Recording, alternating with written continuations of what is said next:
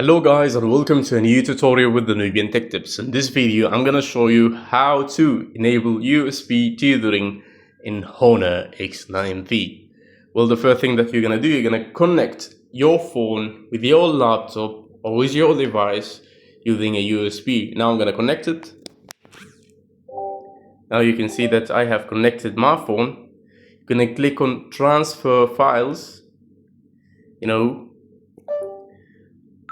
After that, you're gonna go to settings and you're gonna search for USB and you're gonna click on USB tethering right here. And after that, you're gonna click on USB tethering. And now you can see that USB tethering is enabled. And I can now